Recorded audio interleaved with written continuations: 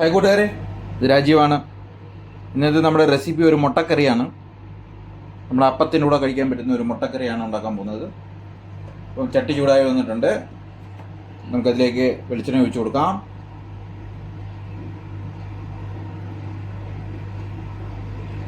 വളരെ പെട്ടെന്ന് ഉണ്ടാക്കാൻ പറ്റുന്ന രീതിയിലാണ് ഇന്നത്തെ റെസിപ്പി. എണ്ണ ചൂടായി വന്നിട്ടുണ്ട്. കടുക് പൊട്ടിച്ചെടുക്കാം.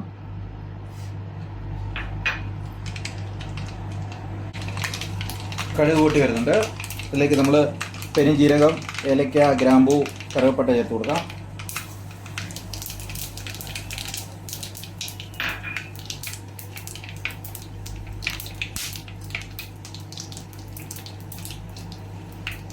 അതിലേക്ക് നമുക്ക് അരിഞ്ഞു വെച്ച പച്ചമുളക്, വറ്റൽമുളക്, ഇഞ്ചി, കറിവേപ്പില ചേർത്ത് കൊടുക്കാം.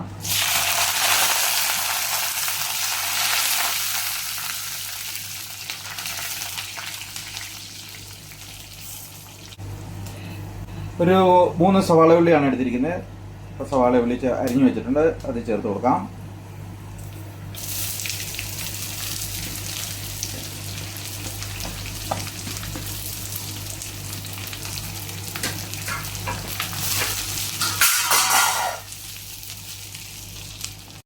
നന്നായിട്ട് ഇളക്കി കൊടുക്കാം.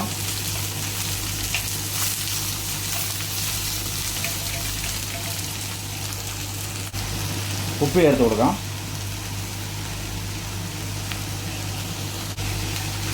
നന്നായിട്ട് ഇളക്കി കൊടുക്കാം.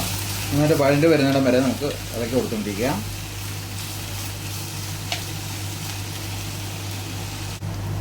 ഉള്ളി വഴണ്ട് വരുന്നുണ്ട്. ഇതേപോലെ നന്നായിട്ട് വഴറ്റിയെടുക്കണം.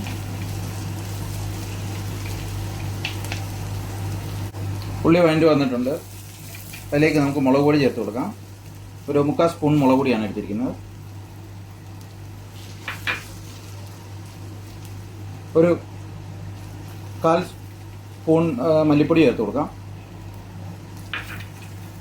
നന്നായിട്ട് ഇളക്കി എടുക്കാം. മഞ്ഞൾപ്പൊടി ചേർത്ത് കൊടുക്കാം. മസാലയുടെ ഒരു പച്ചമണം മാറുന്നിടം വരെ നന്നായിട്ട് ഇളക്കി കൊടുക്കുക.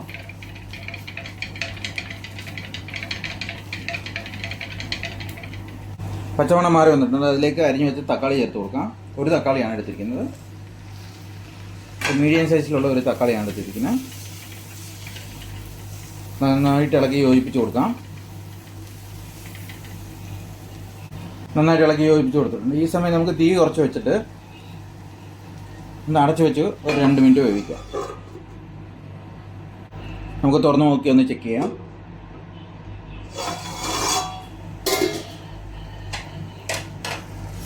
തക്കാളിയൊക്കെ ഏകദേശമൊക്കെ വഴണ്ട് വന്നിട്ടുണ്ട്.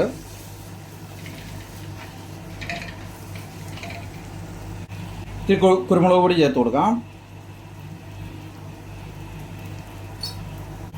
നന്നായിട്ട് ഇളക്കി യോജിപ്പിക്കാം.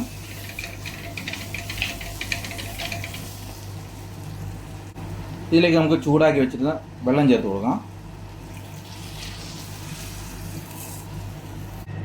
ഇളക്കി കൊടുക്കാം.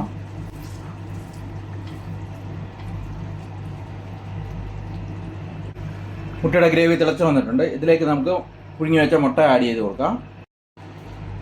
ഗ്രേവിയിലേക്ക് ഇത്തിരി പാൽ ആഡ് ചെയ്ത് കൊടുക്കാം. 1 ഗ്ലാസ് പാൽ എടുത്തിട്ടുണ്ട്, അത് ആഡ് ചെയ്ത് കൊടുക്കാം.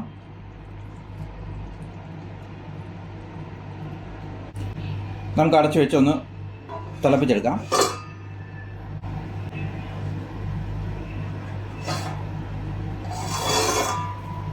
നമ്മുടെ ഗ്രേവി തിളച്ച് വന്നിട്ടുണ്ട്. നമുക്കതിലേക്ക് ഞാൻ 2ആയിട്ട് മുട്ട മുറിച്ചിട്ടുണ്ട്, അത് ആഡ് ചെയ്ത് കൊടുക്കാം.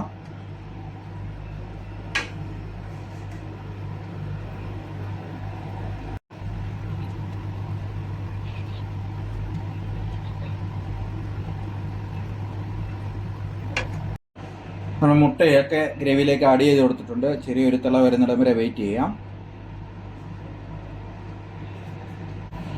നമ്മുടെ മുട്ടക്കറി റെഡിയായി വന്നിട്ടുണ്ട്. ഇതുപോലെ നിങ്ങളും തയ്യാറാക്കാൻ ശ്രമിക്കുക. വീഡിയോ ഇഷ്ടപ്പെട്ടിട്ടുണ്ടെങ്കിൽ ലൈക്ക് ചെയ്യുക, ഷെയർ ചെയ്യുക, സബ്സ്ക്രൈബ് ചെയ്യുക. Thank you.